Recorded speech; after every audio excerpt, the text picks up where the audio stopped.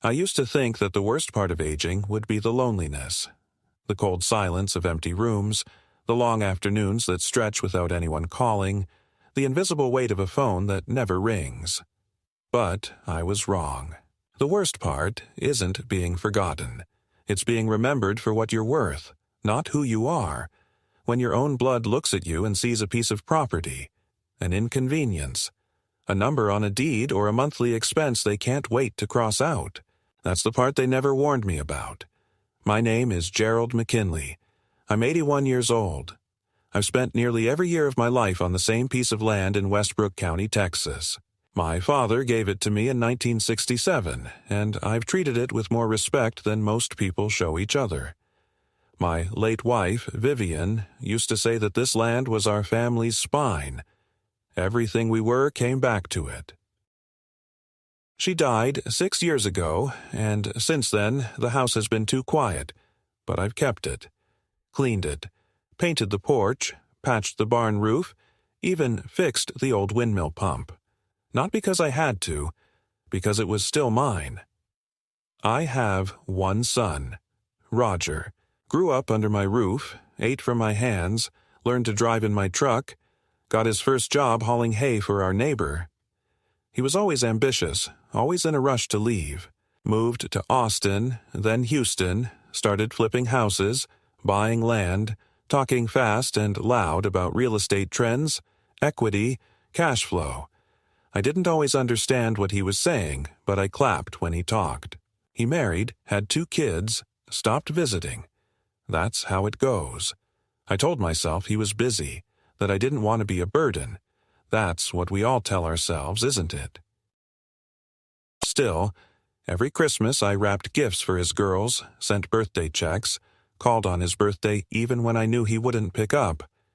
I kept waiting for the day he'd call me Dad, without that edge of obligation in his voice. But it never came. Then, this past spring, he called and said he wanted to help me simplify.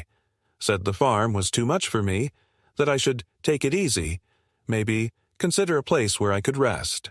I told him I was fine. He said I sounded confused. A month later, he showed up. First time in years. He brought papers, some sort of power of attorney arrangement, said it was just for emergencies, said it would make things easier in case something happened. I didn't want to sign it, but he stood in the doorway, arms folded, calm, rehearsed. It's just a formality, Dad. I remember the way he looked at me, not like a son who loved his father, but like a man surveying a deal he was almost finished closing. That look stayed with me. I signed. God help me, I signed. Not because I trusted him, but because I didn't want to start a fight. I thought it would blow over. I thought maybe he was trying to do the right thing clumsily. I thought wrong. The weeks that followed were uneventful. Until one afternoon, a white van pulled into my driveway. A woman in scrubs and a clipboard stepped out. Said she was here to escort me to a temporary residence. Said my son had arranged it for health reasons. I told her I wasn't going anywhere, that there was nothing wrong with me. She smiled the way people smile at barking dogs. 30 minutes later, 2 men in uniforms arrived. Private transport, not police, but they carried the same posture. Calm, firm, invasive. They told me gently that I could come peacefully or be sedated. Those were my options. I wish I could say I fought. I wish I had yelled or broken a chair or made them work for it. But I froze. I looked at my living room, at the photo of Vivian by the window, and something inside me just gave out. I let them take me. I let them drive me away. Because in that moment, I felt like a ghost in my own life. They brought me to a place called Willow Hills. Private senior care, clean walls, gentle music, locked doors. I was admitted like a patient. But I wasn't sick. I was lucid. I was alone. They took my phone, my wallet. They said I'd get them back once the transition was complete. I didn't know what that meant. They gave me pills, food without flavor, plastic utensils, Smiling staff who spoke to me like I was 4 years old. Every time I asked to leave, they told me I wasn't cleared for discharge, that my son was managing my affairs now, that he'd be in touch. He wasn't. Weeks passed, then months. The calls I made were never returned.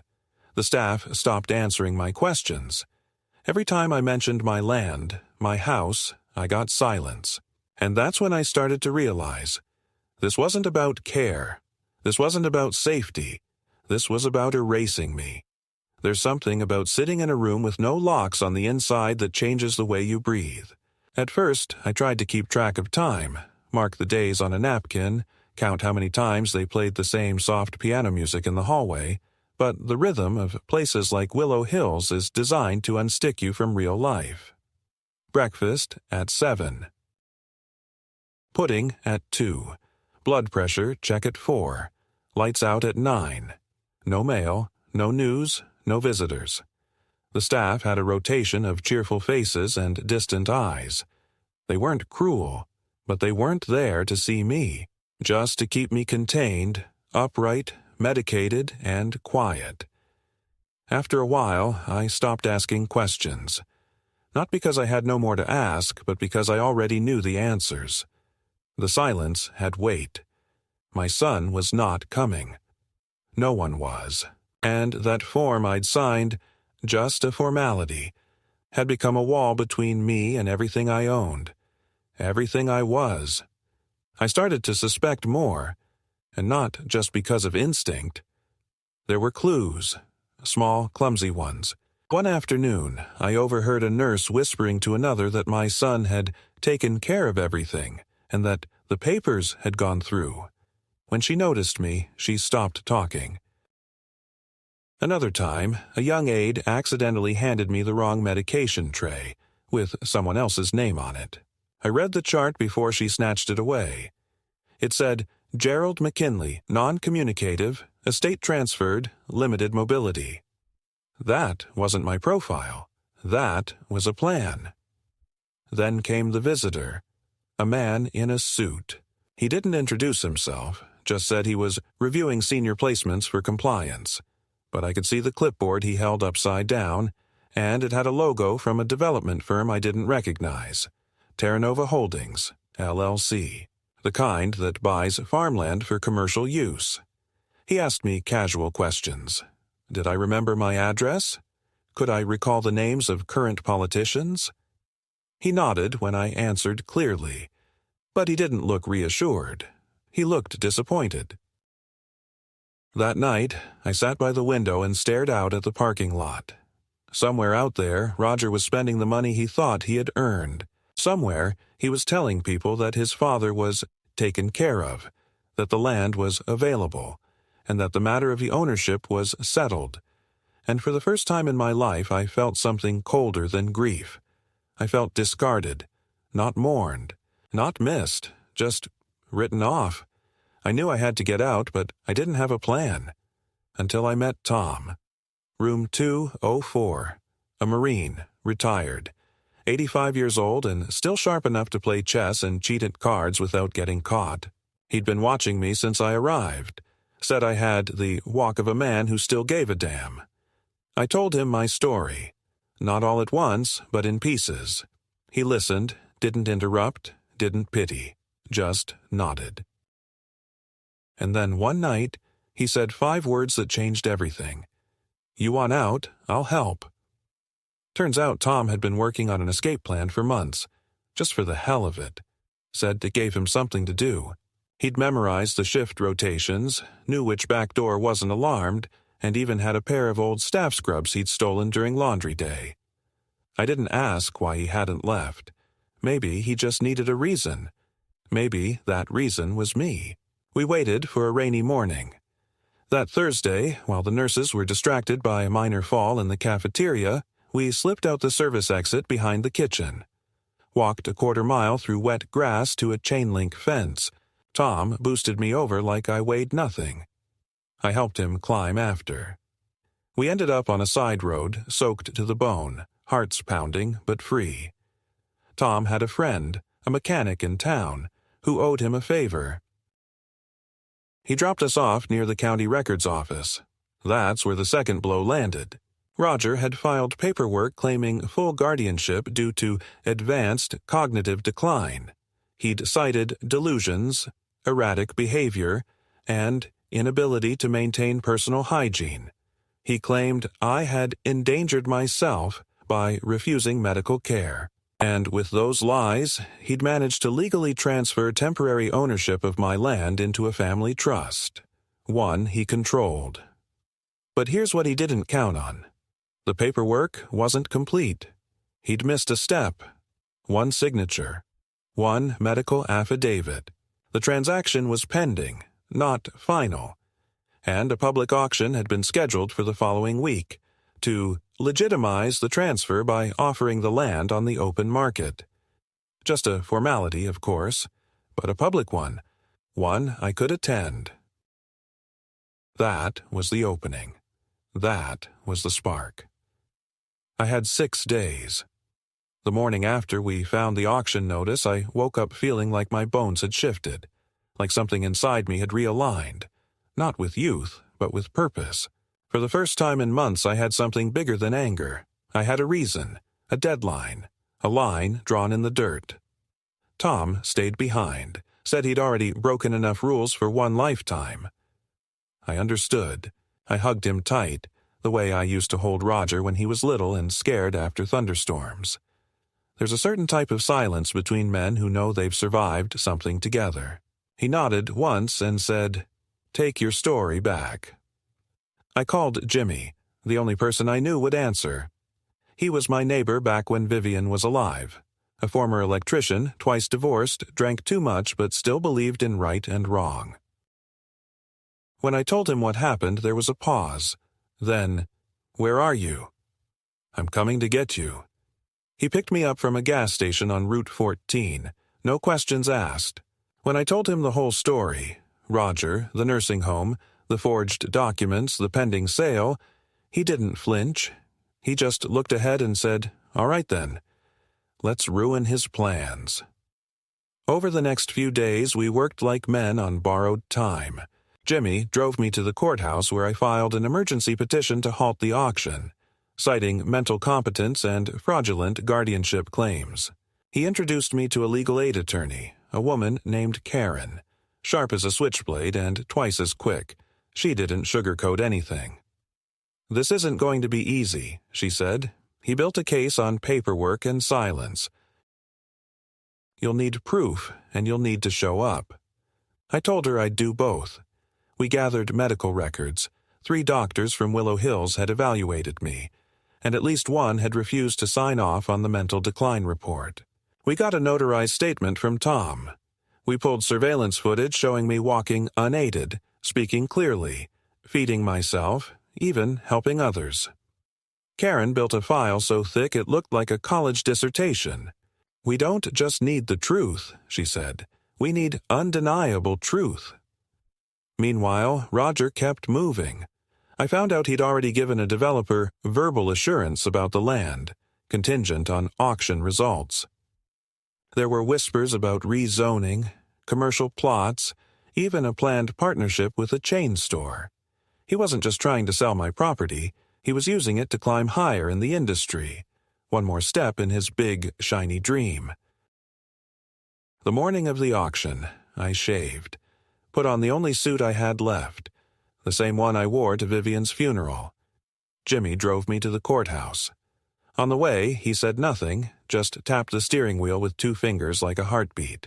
When we pulled up, I saw the cars, rows of shiny sedans, men in blazers, people holding brochures with aerial shots of my land.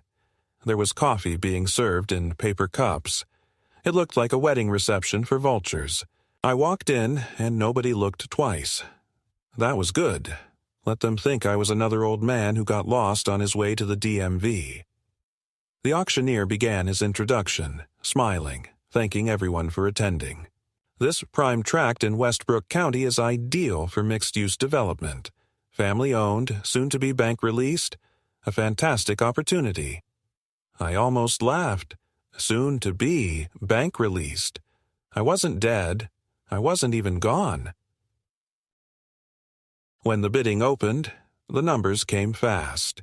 $620,000, $635,000. And then, before the third bid, Jimmy stood up.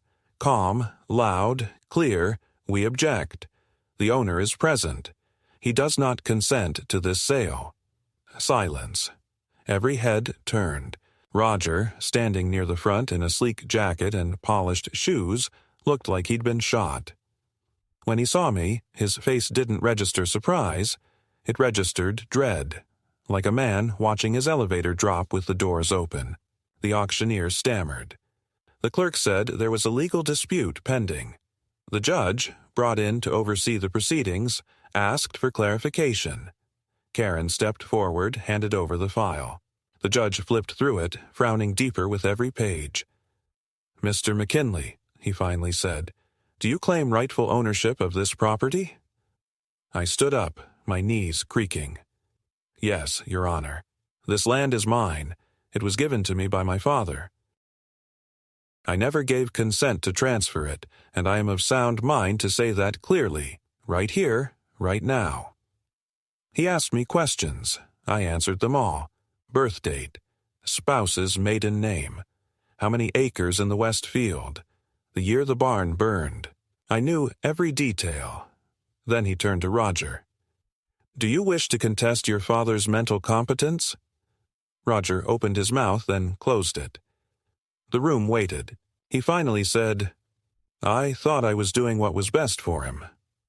"Did he ask you to?" No answer. "Then this auction is suspended pending full legal review." The room began to hum with whispers. People stood up, some annoyed, some curious. But it didn't matter. I had stopped it. With my voice, with my presence, with the truth. As I left the building, Roger followed me out. He didn't say anything at first. Then, quietly, "You don't know what you've done." I turned to him. Looked at the man who used to hold my hand crossing the street, who used to fall asleep on my chest. "No," I said. "You don't know what you did." He flinched, like he expected me to hit him. But I didn't raise my hand. I didn't need to. He was already bleeding. Just not the kind anyone could see. The days after the auction felt like standing on cracked ice, calm on the surface, but you could hear it groaning underneath, threatening to give way at any second. Roger had been blindsided, yes, but he wasn't the type to walk away after one public setback. No, he was a grinder, a schemer, and if there was one thing I'd learned about him, it was that he'd rather burn the whole thing down than admit he lost. Karen filed a motion to freeze all property transfers and called for a court hearing to determine legal guardianship status. The judge agreed. A date was set. That gave us 3 weeks. It should have felt like a victory, but it didn't. Not yet. Jimmy let me stay in the spare room above his garage. No rent, no questions. Just a pot of coffee every morning and the occasional, "You okay?" I told him I was. I wasn't. I didn't sleep. I kept replaying the look in Roger's eyes. Panic, disbelief, something darker underneath. That look didn't say, "I'm sorry." It said, "You've ruined my plan." And I knew, deep down, that plan wasn't just about money. It was about removing me from the picture entirely. A few days later, a letter arrived. Not from Roger. From a private medical office with a neatly printed header and the legal language. It stated that, based on submitted video evidence and behavioral observations, I exhibited signs of progressive cognitive impairment and recommended immediate psychological reassessment and potential legal intervention. I stared at the signature, some physician I'd never met. The implication was clear. Roger had submitted footage, probably from hidden cameras or nursing home check-ins, and spun it into a narrative. He was laying the groundwork to have me declared mentally unfit. When I showed it to Jimmy, he didn't speak. He picked up the phone and called the clinic. At first, they denied having a patient under my name.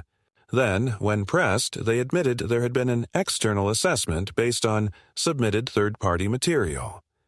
That's when we knew Roger had tried to medicalize his betrayal. We pushed back. Hard. Karen filed a request for an independent panel evaluation. I went through every kind of test you can imagine: memory recall, logic exercises, motor functions, blood work, even a brain scan. One doctor asked me to name all the U.S. presidents in order. I did, then gave him their years in office for good measure. After the evaluations, one of the neurologists said to me, "Mr. McKinley, your mental clarity is better than some folks half your age. If someone is trying to claim otherwise, they have an agenda." We submitted all the results to court, but I still wasn't satisfied. I wanted to see the land again, the place that started this war. I borrowed Jimmy's truck and drove out one morning, down the old county road, past the gas station where I first kissed Vivian, past the church where we married, past the diner where Roger spilled a milkshake on my lap at age 9. When I pulled up to the property, my heart sank. There were flags stuck in the soil, bright orange and blue markers spaced evenly, like a battlefield survey. A trailer stood where my wife's rose garden used to be. The air smelled like diesel and raw dirt. A construction crew was milling around, measuring, drilling stakes. One man in a hard hat saw me and walked over. "Can I help you?" he asked. "This is my land," I said. He gave a short laugh. "You sure? We were told it's under redevelopment." "By who?" He shrugged. "Terra Nova Holdings. They said everything's been greenlit. We're just doing prep." I asked for documents. He said he was just the guy with the tape measure. I took pictures of everything: the flags, the trailer, the signs. Then I got back in the truck and sat there, hands gripping the wheel, until the sun dipped below the trees. Back in town, Jimmy contacted the planning office. Turns out Roger had signed a preliminary development agreement contingent on final court clearance. It was legal, but barely. Just a soft opening to bulldoze the land under the radar. We filed for an injunction. The court granted it. All construction activities were suspended pending the hearing. But the message was clear. Roger wasn't backing down. Then came the next blow. Roger filed a formal petition requesting full conservatorship over me. He claimed I was living in unsafe conditions, neglecting personal hygiene, and making erratic accusations. He included a letter of support from my granddaughter, Katie. Katie. My sweet, freckled, wide-eyed Katie. The one who used to sit on my lap and read Emily Dickinson poems. The one who drew horses on the walls and said she wanted to be a vet. The last time I saw her, she was 17 and promising to visit more. Now she was 19 and signing a document calling me mentally unstable. It shattered something in me. Not the facts, those were lies and I knew it, but the image. The idea that somewhere, somehow, Roger had convinced her I was broken, that I needed to be handled, boxed up, shelved. I didn't cry. I don't do that much anymore. But something inside me went quiet. Not defeated, focused. Jimmy looked at me across the kitchen table and said, "There's no way back now." He was right. This wasn't about land anymore. It was about being erased. The conservatorship hearing was scheduled for the following Monday. That gave us 6 days to prepare. 6 days to prove I was still a man in full possession of his mind, his will, and his rights. 6 days to fight back against the lie that I was some confused relic clinging to old memories. But the deeper we dug, the more we uncovered, and what we found turned my stomach. Roger had not only filed for legal control over my estate, he had retroactively submitted medical evaluations written by a paid consultant, not a licensed physician. The man had once worked for a chain of senior facilities and had been reprimanded twice for ethical violations. That was the source of the earlier recommendation that I be psychologically reassessed. It wasn't neutral. It was bought. And that letter Katie signed? It had been rewritten 3 times. We managed to get a leaked draft from someone in Roger's office. An earlier version said I was independent but eccentric. The final version called me paranoid, unstable, and emotionally manipulative. It even included a line stating I exhibited early signs of dementia, including visual hallucinations. That line cut deeper than I expected, because once, years ago, I had told Katie that I still saw her grandmother sometimes, in dreams, in the wind through the kitchen curtains, in the smell of baking bread. I told her that, not to frighten her, but to let her know that love lingers, that grief is a shape we carry. Now that memory had been turned into ammunition. I didn't recognize the girl who signed that paper, but I knew who had handed it to her. Roger had built a fortress around his lie, walls of paperwork, foundations of forged compassion. He hadn't just tried to take my land. He'd tried to overwrite my legacy, to say that I was gone before I was gone. That way, when the world saw my name on a deed transfer, it wouldn't blink. It would say, well, he was slipping anyway. Karen called it a textbook erasure play. He's counting on you not showing up, not being clear enough to fight back. But we've got the tests, the footage, and your testimony. And more importantly, you're going to be in that room. I nodded, but something in me was unraveling. I kept thinking about Vivian, about what she'd say if she saw all this, about the way her voice used to catch when she talked about family. Blood doesn't make you safe, she once told me. It just makes the cuts deeper. I never understood it. Now I did. On the morning of the hearing, I dressed in layers. The courthouse was always too cold. Jimmy drove me again, same as before, but this time he didn't say anything. He just handed me a folded piece of paper. I opened it. One sentence, in his thick, blocky handwriting, "You're not a ghost."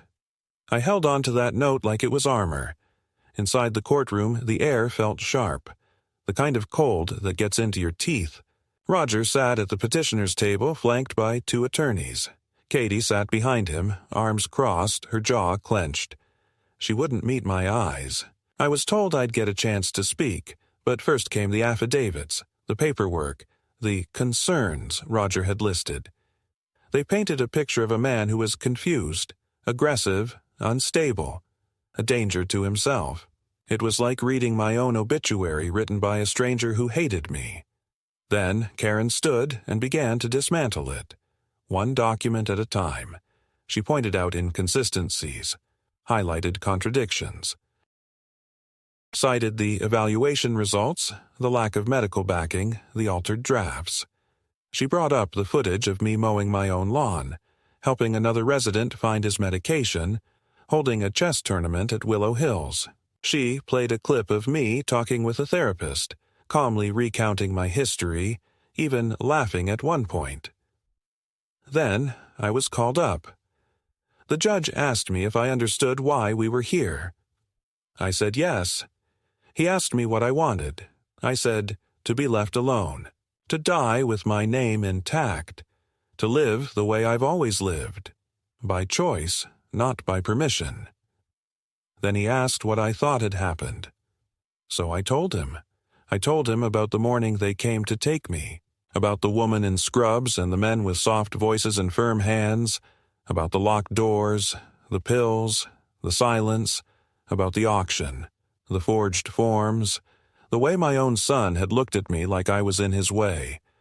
And then I looked over at Roger. Really looked. He wasn't sweating. He wasn't ashamed. He was blank, polished, like a man giving a presentation to investors. No remorse, just calculation. He was already thinking of his next move. That's when I changed my tone. I said, "This isn't just about land. It's about legacy. My father plowed that soil with his bare hands. I buried my wife under an oak tree we planted together. My son wants to turn it into a parking lot with his name on the paperwork and my ghost in the dirt. And he's using the system to do it. I'm not confused. I'm not unstable. I'm angry. And I'm still here." The judge was quiet for a long time. Then he said, "I will review all documentation and render a decision by end of week. In the meantime, no actions may be taken regarding Mr. McKinley's property or person." That night, I walked outside and sat on Jimmy's porch. I watched the wind push through the trees like something alive. The stars were sharp, cold, honest. Katie sent me a message the next morning. One line. "I didn't know it was this bad. I'm sorry." I didn't reply, because some things can't be answered in words. They have to be shown. The judge's ruling came on a Thursday morning. The courthouse clerk called Karen at 9:17 a.m. and read the decision aloud over the phone. I sat at her office desk, gripping the edge like I was waiting for a jury to deliver a sentence. But there was no sentence. There was freedom. The court finds no sufficient evidence to grant conservatorship over Mr. Gerald McKinley, the statement began. All claims of cognitive decline are unsupported by clinical or legal standard. The respondent remains fully autonomous in managing his estate and personal affairs. No stammer, no asterisk, just finality. Karen looked at me with a mix of victory and caution. "This doesn't mean he won't try something else," she said. "But for now, you're clear." I didn't speak. I couldn't. Jimmy drove us back home in silence. I rolled down the window and let the air hit my face like rain after drought. I didn't smile. Not yet. Because I knew this wasn't just about winning a case. It was about reclaiming my name, piece by piece, from a man I once held as a baby. But the story wasn't over. 2 days later, I walked into the county land office. I brought every document I had: deeds, titles, family records, my father's notarized gift letter from 1967, even the map I'd drawn by hand decades ago showing the boundaries and the creek line. I told the clerk I wanted to place the property in a trust, not under my son's name, not under mine, but in a community preservation fund. The land would remain untouched, undeveloped, a conservation area, open to the public, with a plaque honoring my wife, my parents, and the families that once worked that soil. The clerk looked surprised. "You sure?" he asked. "That's prime land," I said. "Not to me, it's not." He handed me the paperwork. I signed it. By Monday morning, the deal was official. The land was no longer mine, not in the ownership sense, but it would always be mine, in the way that matters. Untouchable, unbulldozable. That afternoon, Roger called. First time in months. I didn't answer. He left a message. Calm. Controlled. He said he was sorry it had come to this, that he was just trying to protect me, that the process got ahead of the intention. Corporate speak for betrayal. He didn't ask for forgiveness. He didn't even ask to meet. He just ended with, "I hope we can find a way back." I deleted the message. I didn't need a way back. Later that week, a journalist from a local paper reached out. She'd been tipped off about the hearing, the auction, the revoked guardianship. She wanted to run a story. Elder, betrayal, and the fight for land. I declined the interview, because this wasn't a story for headlines. This was a scar, and you don't put scars on display. You live with them. Quietly. I went back to the property one last time, walked the full length of it, from the gravel path near the main road down to the broken fence post by the creek. I stopped at the oak tree where Vivian's ashes were buried. I knelt, not to pray, but to listen. The wind rustled. The ground was firm beneath me, steady, like it remembered everything I had fought for. That night, I slept a full 8 hours for the first time in years. Not because I was safe, but because I was whole again. After the ruling and the trust paperwork, everything seemed to slow down. Not in a sad way, just quieter, like the land itself was finally breathing again. no longer waiting for bulldozers or lies. I moved into the small cabin near the west edge of the property. It used to be a tool shed, but Jimmy and I cleaned it out, added insulation, fixed the roof. It had everything I needed: one bed, one table, a window that caught the morning light, and silence that didn't accuse me of anything. I planted tomatoes behind the cabin, put up a small fence to keep the deer out. Some days I'd sit outside just watching the wind shift through the grass, listening to the ground like it might speak back. I didn't expect forgiveness from Roger, from Katie, from the years I lost. I wasn't waiting for it anymore. People in town started hearing about what happened. I became a kind of legend among the older folks. They'd stop me at the feed store or wave from their porches, nodding like I'd done something brave. I didn't feel brave. I felt used up, not empty, just scraped clean, like a field after harvest. What remained was soil, and soil is where new things can grow. I got a letter from Katie, not a text, not an email, a real letter written in blue ink. She said she didn't know what she was signing when Roger gave her the form. Said she trusted him. Said she never imagined he'd lie to her. About me. She said she missed the way I used to tell stories about the stars and the coyotes and the way her grandma laughed with her whole body. She said she was sorry. I folded the letter and put it in a tin box under my bed. I didn't write back. Not yet. Maybe not ever. But I kept it. Because some things, even if they can't be fixed, still deserve to be remembered. Roger left the state. Word was he'd lost clients after the court documents became public. He wasn't disbarred, no laws were technically broken, but his name got tied to involuntary elder management, and the deals dried up.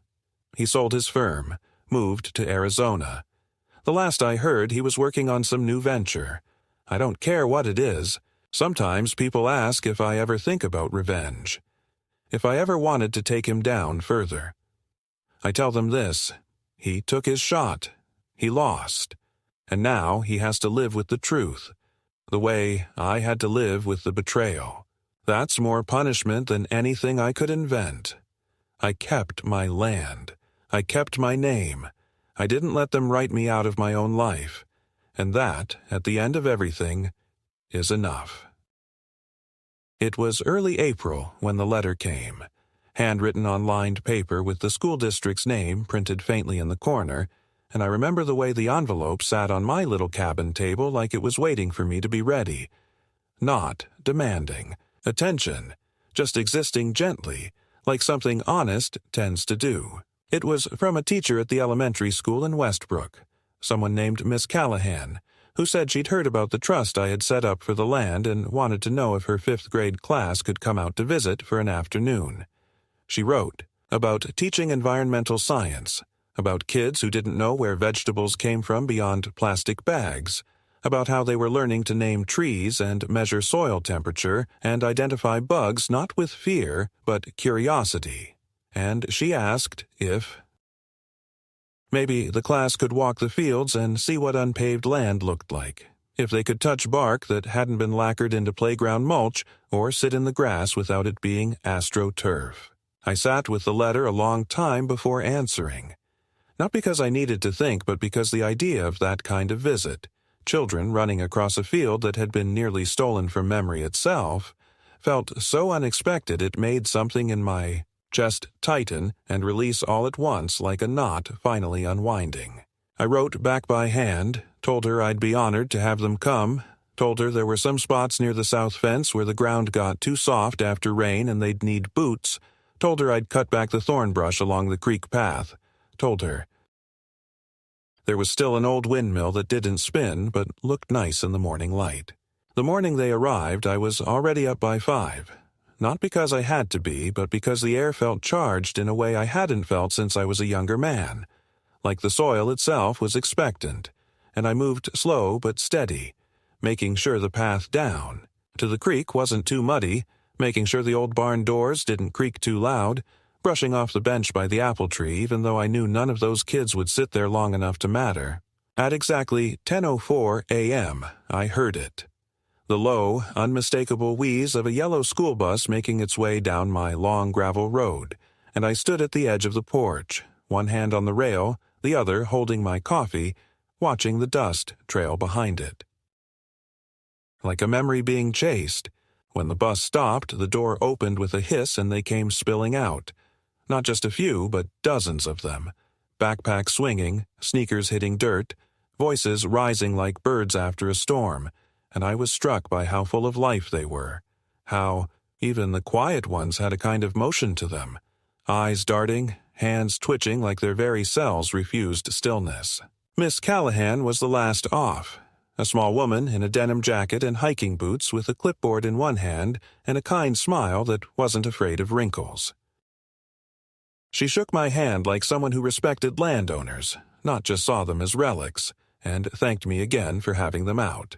We started at the edge of the main field where the switchgrass grows in uneven clumps and the soil is dark and loose from decades of care, and I talked about the way my father taught me to test its readiness by squeezing a handful and watching how it broke apart, not too wet, not too dry, just right to cradle a seed.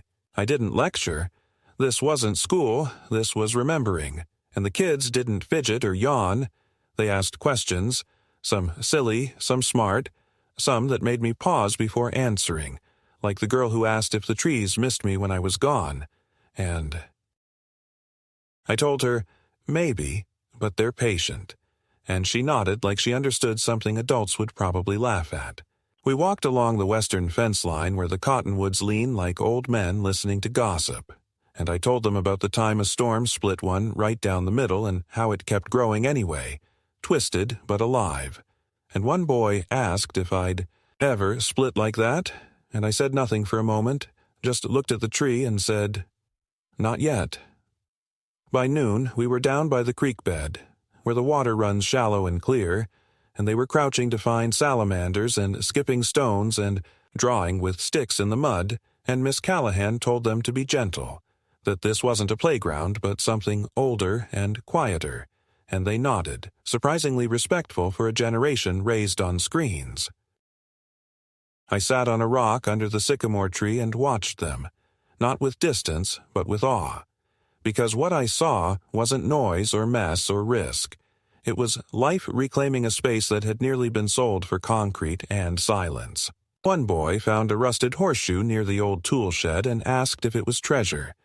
I told him it was, but not the kind you spend. He said, "Then what do you do with it?" I said, "You remember it." He tucked it in his pocket like it was made of gold. After lunch, they drew pictures of the land. Trees, fences, clouds, even the old pump I'd tried to fix 3 times before giving up. One girl drew a picture of me sitting under the oak tree with the sun behind me and the barn in the background, and when she handed it to me, she said, "I hope it stays like this forever." I didn't correct her. I didn't explain how things don't stay, how barns fall and names get erased and land becomes money in the mouths of men who never touched it. I just said, "Me too," and folded the paper like it was scripture. By the time the bus pulled away, the sky had gone a shade softer, the air a little cooler, and the fields were quiet again, but not empty. I stood there a long time after they left, holding that picture in one hand and the rusted horseshoe in the other, thinking about what it meant to keep something, not just physically but spiritually, to protect a memory from being stolen or paved. Over. The kids wouldn't remember every detail. They'd forget the names of trees, the feel of dirt under their nails. But maybe, years from now, one of them would stand in a parking lot and feel wrong without knowing why. Maybe they'd see a wildflower crack through cement and feel joy instead of annoyance.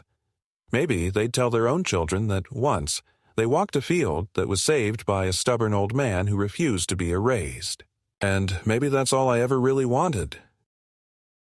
I started writing the letter, not because I believed it would change anything or because I thought there was anything left between us worth rescuing, but because the words were building inside me like a pressure I couldn't keep carrying, and I needed to put them somewhere that wasn't just the inside of my ribs.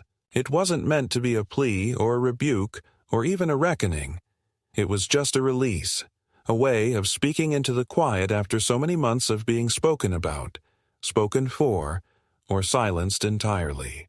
I found a yellow legal pad in the drawer, the kind Vivian used to keep by the phone to write grocery lists or leave notes about the laundry, and I sat at the old table by the window, the one that looks out toward the east field where the sun breaks. First in the morning, and where the frost clings to the fence wire a little longer than anywhere else, I uncapped a pen that hadn't been used in years and wrote his name at the top. Not Son, or Roger, or you, but the full name I gave him the day he was born, Roger James McKinley, and somehow just writing it out made my hand tremble a little. Not from age, but from the weight of the history behind it. I told him that I remembered the day he was born, not because it was dramatic or sacred or full of light like people describe in movies, but because it was small and quiet and ordinary in the best way. Vivian holding him like something both fragile and indestructible, her voice hoarse but laughing. Me too scared to touch him at first and then too proud to let go once I did. I wrote that I remembered how he used to ride in the back of the truck bed, standing up like a superhero when he thought I wasn't watching, or how he'd run barefoot through the hay rows chasing dragonflies, or how he cried the first time he had to. Kill a snake because he thought even bad things deserved a place in the world. I told him I remembered the smell of his hair after summer swims, the way he used to ask me if trees could feel pain, the way he once gave Vivian a rock shaped like a heart and told her it was better than candy because it would last forever. I wrote all that not to make him feel guilty or to shame him into remembering who he was, but to remind myself that the person I raised wasn't always the man who stood across from me in court with polished shoes and polished lies. Then I told him what he did. I told him what it felt like to sign a piece of paper under the eyes of my own son, and later learn it was the beginning of my erasure, that the ink I laid down in good faith became the ink he used to take my name off the things I built. I told him what it felt like to be told by strangers that I was no longer in charge of my own life, that my house, my land, my records, even my memory had been reassigned. I told him what it felt like to be locked away in a place where no one called me by name, unless it was followed by a dosage or a schedule, where I became a patient file instead of a man. I told him what it felt like to be invisible in a world I helped make, to be talked over and managed and cataloged. I wrote that he didn't just take a title deed. He took the story that connected me to the dirt under my feet, to the woman I buried with my own hands under that oak tree, to the father who handed me the land without condition. I said it plainly.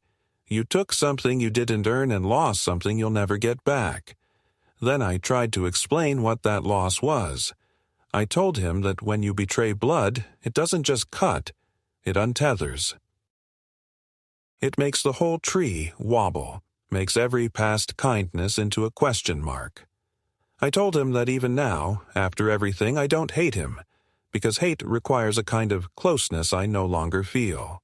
What I feel is absence, a cold space where a sun used to be, and it's not dramatic or loud. It's just air where warmth used to sit. I told him that legacy isn't land or money or even name. It's memory held by the people who loved you, and he'd thrown that into the fire for a shot at some imaginary ladder, and even if he climbed it, there'd be nothing waiting at the top but silence. I told him that no matter what he builds now, it won't erase what he tried to destroy. Then I wrote something I didn't expect. I pity you. I do, because even now, even with the papers voided and the court saying my name still means something, I don't think he understands what he did. I think he still sees it as a financial setback, a failed plan, a business deal that went sideways. I don't think he realizes that he broke something sacred, and I don't think he ever will. I stopped there, not with a flourish, just with a period. I looked at the page.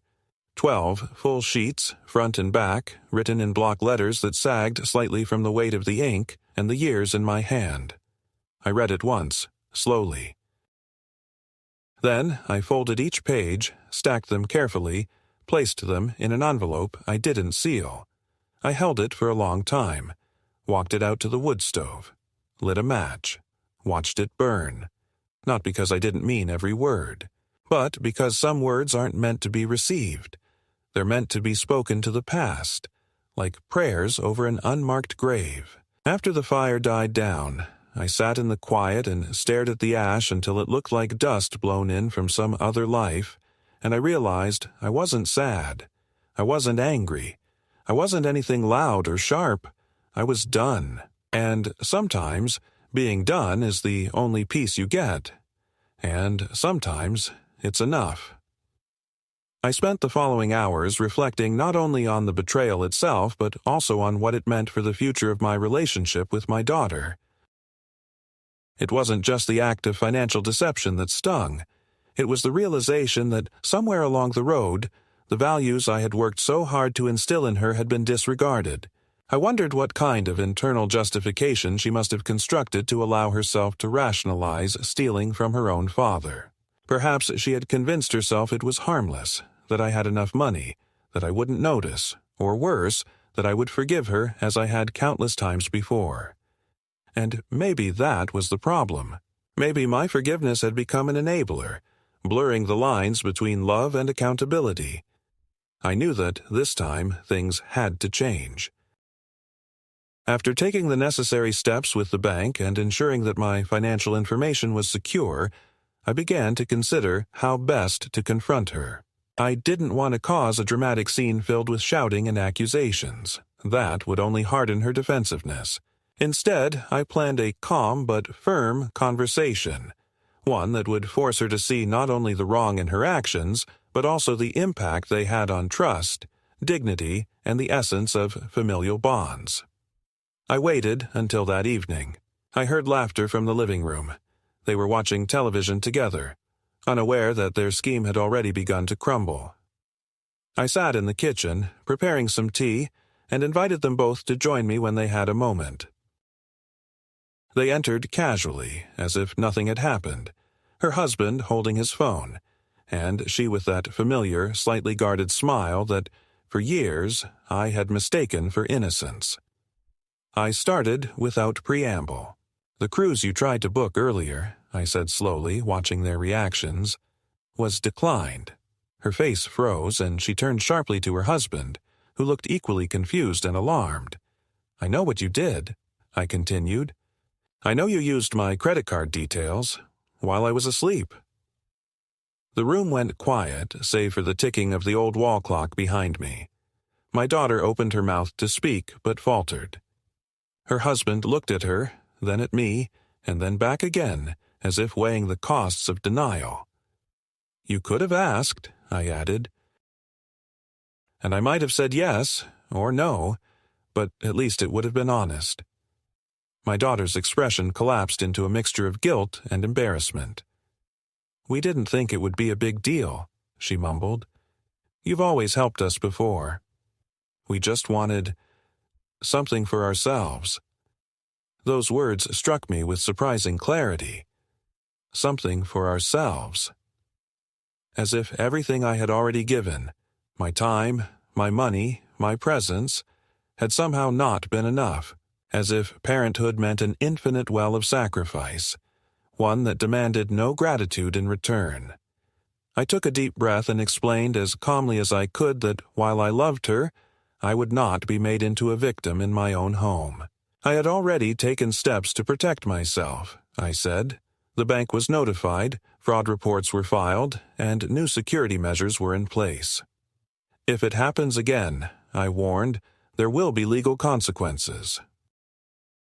Not because I want to punish you, but because I have to protect myself."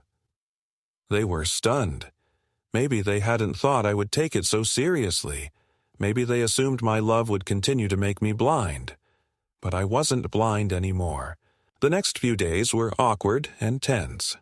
They stayed mostly in their room, speaking in hushed tones behind closed doors. I went about my routines, reading, walking, managing the house, but I could feel the atmosphere had changed. I could see in her eyes that she was ashamed, but also uncertain of how to mend the damage. I didn't offer easy forgiveness. That, I believed, had to be earned. On the third morning, she approached me quietly in the kitchen. "Dad," she said, "I'm sorry. I really am. I don't know what we were thinking. I looked up from my newspaper. You weren't thinking, I said. You were taking. She nodded, tears gathering in her eyes. I've started looking for extra work, she said. I want to pay you back. I don't know how long it'll take, but I want to try. I studied her face, and for the first time in a long while, I believed her. Not because of the words themselves, but because of the tone, the posture, the quiet sincerity that couldn't be faked. Still, something in me had shifted permanently. I realized that boundaries had to be drawn, and, more importantly, maintained. I sat down with both of them and outlined new expectations if they were to continue living under my roof. They would contribute to groceries and utilities. They would treat my property and my privacy with respect. Any violation of these conditions would mean they'd have to find their own place. It wasn't punishment, it was structure, long overdue. To my surprise, they agreed without protest. Maybe they had needed this boundary all along. Maybe I had needed to draw it more clearly years ago. As weeks turned into months, something remarkable began to happen. The atmosphere in the house lightened. They both found part-time jobs. My daughter began helping more around the house, cooking meals, even joining me on my morning walks. We started talking again. Not just small talk, but real conversations. About life, about mistakes, about hopes and regrets. I shared stories from my past she had never heard before. About her late mother, about the early struggles of building a life, about the sacrifices made not out of obligation, but out of love. And she listened, really listened. For the first time in a long while, I felt like we were rebuilding something. Not the same structure we once had, but something stronger because it was honest. Eventually, she repaid the money. Not all at once, of course, but gradually. Every payment, no matter how small, was accompanied by a handwritten note. Thank you for not giving up on me. Thank you for still being here. I'm trying. I kept every note, not out of sentimentality, but because they were symbols of a choice she was making, every day, to do better, to be better. Her husband, too, changed. I saw in him a sense of responsibility that had previously been lacking. He took on extra shifts, helped with yard work, and even began calling me Sir again, not in a formal way, but in a tone that conveyed respect. It didn't undo what had happened, but it marked a shift, a step forward. In the end, the attempted theft became an unexpected turning point. It forced a reckoning that had been years in the making.